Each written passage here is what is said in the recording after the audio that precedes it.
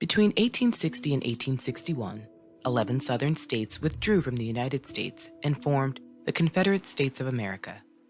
They left or seceded in response to the growing movement for the nationwide abolition of slavery.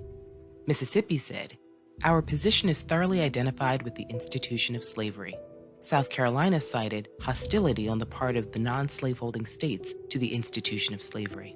In March 1861, the Vice President of the Confederacy, Alexander Stephens, proclaimed that the cornerstone of the new Confederate government was white supremacy, or as he put it, slavery and subordination to white people was the natural and normal condition of Black people in America and the immediate cause of the late rupture and present revolution.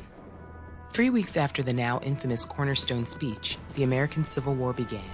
The conflict lasted 4 years, had a death toll of about 750,000, and ended with the Confederacy's defeat. By 1866, barely a year after the war ended, Southern sources began claiming the conflict wasn't actually about slavery. Meanwhile, Frederick Douglass, a prominent abolitionist and formerly enslaved person, cautioned, "The spirit of secession is stronger today than ever." From the words of Confederate leaders, the reason for the war could not have been clearer. It was slavery. So how did this revisionist history come about? The answer lies in the lost cause, a cultural myth about the Confederacy. The term was coined by Edward Pollard, a pro-Confederate journalist.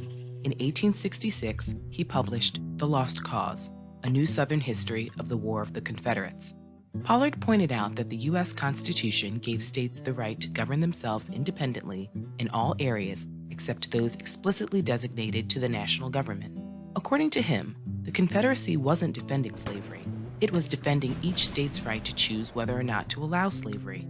This explanation effectively turned white Southerners' documented defense of slavery and white supremacy into a patriotic defense of the Constitution. The Civil War had devastated the country, leaving those who had supported the Confederacy grasping to justify their actions. Many pro-Confederate writers, political leaders, and others were quick to adopt and spread the narrative of the lost cause. One organization, the United Daughters of the Confederacy, played a key role in transmitting the ideas of the lost cause to future generations. Founded in Nashville, Tennessee in 1894, the UDC united thousands of middle and upper-class white Southern women. The UDC raised thousands of dollars to build monuments to Confederate soldiers. These were often unveiled with large public ceremonies and given prominent placements, especially on courthouse lawns. The Daughters also placed Confederate portraits in public schools. They monitored textbooks to minimize the horrors of slavery and its significance in the Civil War, passing revisionist history and racist ideology down through generations.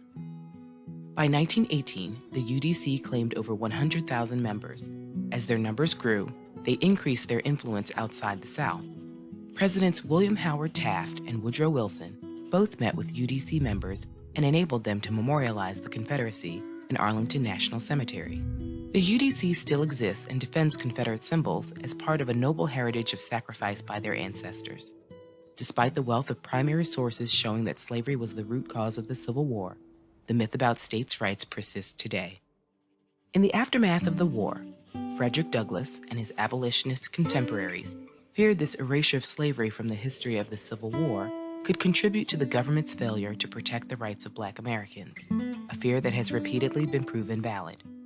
In an 1871 address at Arlington Cemetery, Douglass said, "We are sometimes asked in the name of patriotism to forget the merits of this fearful struggle and to remember with equal admiration those who struck at the nation's life and those who struck to save it, those who fought for slavery and those who fought for liberty and justice.